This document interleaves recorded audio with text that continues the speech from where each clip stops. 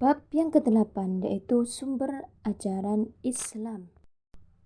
Pada bab yang ke-8 di sini sumber ajaran Islam ada 3. Yang pertama yaitu Al-Quran, kedua hadis, yang ketiga yaitu ijtihad. Penjelasan yang pertama yaitu mengenai Al-Quran.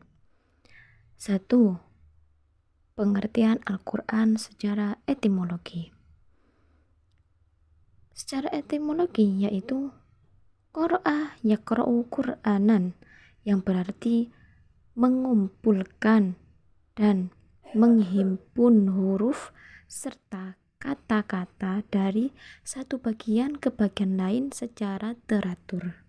Maksudnya yaitu dari per huruf hijaiyah yang dirangkai menjadi satu kalimat, dan menjadi kalimat tersebutlah yang muncul makna atau arti dari setiap kalimat Al-Quran di situ.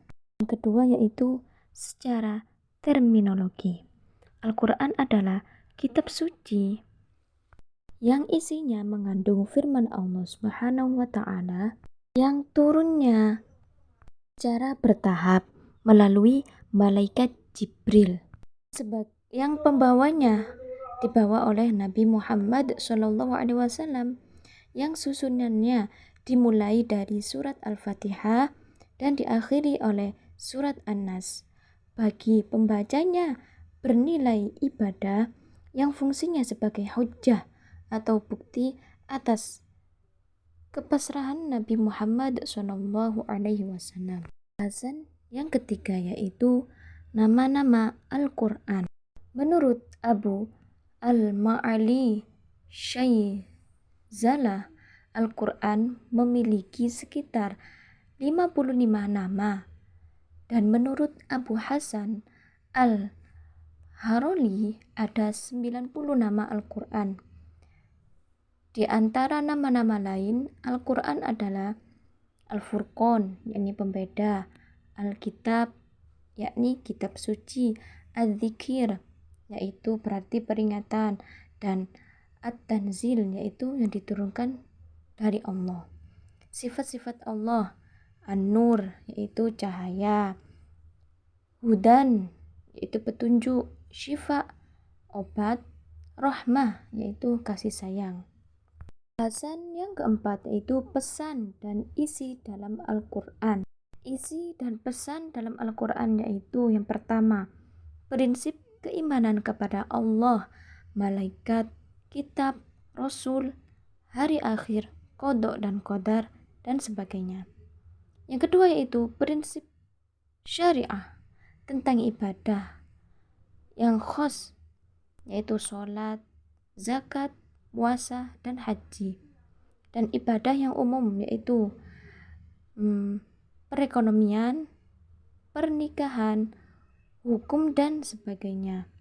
Masalah janji dan ancaman yaitu janji dengan balasan baik bagi mereka yang berbuat baik, dan ancaman atau siksa bagi mereka yang berbuat jahat. Janji akan memperoleh kebahagiaan dunia dan akhirat, dan ancaman akan mendapatkan kesengsaraan dunia dan akhirat. Janji dan ancaman di akhirat berupa surga dan neraka. Jalan menuju kebahagiaan dunia akhirat berupa ketentuan dan aturan yang hendaknya dipenuhi agar dapat mencapai keridhaan Allah Subhanahu wa Ta'ala. Fungsi Al-Quran. Fungsi Al-Quran di sini yaitu 1. Bukti kerasulan Nabi Muhammad SAW dan kebenaran ajarannya. Yang kedua yaitu sebagai petunjuk. Yang ketiga sebagai pemisah atau pembeda yang diartikan Al-Furqan. Kemudian sebagai obat, Asy-Syifa, dan sebagai nasihat atau Al-Mau'idhah. Penjelasan yang keenam, bukti-bukti autentitas Al-Quran. Bukti-bukti autentitas Al-Quran di sini yaitu 1. Autentitas Al-Quran dilihat dari aspek kesejarahan. Yang kedua, dilihat dari ciri-ciri dan sifat dari Al-Quran. Autentitasnya dapat dilihat dari aspek-aspek keunikan redaksi Al-Quran, kemukjizatan Al-Quran, dan pemberitaan-pemberitaan gaibnya, termasuk di dalamnya ramalan-ramalan yang diungkapkan sebagian telah terbukti kebenarannya. Penjelasan yang kedua yaitu mengenai hadis. Di sini yang pertama yaitu pengertian hadis. Secara etimologi, hadis adalah al-jadid atau baru, atau khobar yaitu berita, dan qorib yaitu dekat. Secara terminologi, hadis memiliki arti segala sesuatu yang dinukilkan dari Nabi Muhammad SAW, baik berupa ucapan, perbuatan, maupun ketetapan. Penjelasan yang kedua mengenai hadis yaitu fungsi hadis. 1. Perincian petunjuk dari isyarat Al-Quran yang bersifat global. Fungsi hadis yang kedua yaitu pengecuali terhadap isyarat Al-Quran yang bersifat umum.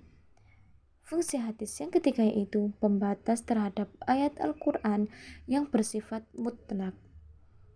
Yang ketiga yaitu kedudukan dalam syariat Islam. Hadis Nabi Muhammad SAW digunakan sebagai pedoman hidup yang utama setelah Al-Quran. Bahasan yang keempat mengenai hadis yaitu kehujjahan as-sunnah atau hadis. Nabi Muhammad SAW adalah seorang rasul yang maksum, yakni terjaga dari segala perbuatan hina, dosa, dan maksiat. Sehingga sunnah-sunnah beliau atau hadis-hadis beliau selalu dipelihara oleh Allah dari segala yang menurunkan citranya sebagai seorang rasul. Pembahasan selanjutnya yaitu mengenai ijtihad. Poin yang pertama itu mengenai pengertian ijtihad.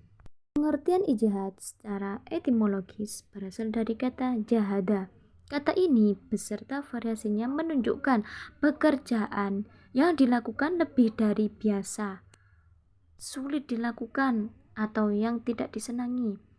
Kata ini pun berarti kesanggupan, kekuatan, dan berat. Secara terminologis, pengertian ijtihad yaitu pengerahan segenap kesanggupan oleh seorang ahli fikih atau mujtahid untuk memperoleh pengertian tingkat dzon mengenai hukum syara'. Yang ketiga yaitu urgensi dan kedudukan hukum ijtihadi. Maksudnya yaitu mengembalikan ajaran-ajaran Islam pada sumber pokok, yaitu Al-Quran dan hadis sahihah, dari segala interpretasi yang dimungkinkan kurang relevan. Menghidupkan kembali bagian-bagian dari nilai dan semangat ajaran Islam agar menjawab dan menghadapi tantangan zaman sehingga Islam mampu sebagai furqan, hudan, dan rahmatan lil alamin. Poin yang ketiga yaitu macam-macam ijtihad. Macam-macam ijtihad apabila dilihat dari segi modernnya dapat dibedakan menjadi 3 macam bentuk sebagai berikut. 1. Qiyas, 2. Ihtisan, 3. Maslahat al-mursalah. Macam-macam ijtihad apabila dilihat dari teknis pelaksanaannya dapat terbagi pada 2 macam sebagai berikut. 1. Ijtihad fardhi, 2. Ijtihad jama'i. Sekian dari pembahasan pada bab yang ke-8. Terima kasih telah mengikuti dan menyimak terus pada buku Pengantar Studi Islam di bab yang ke-8 ini.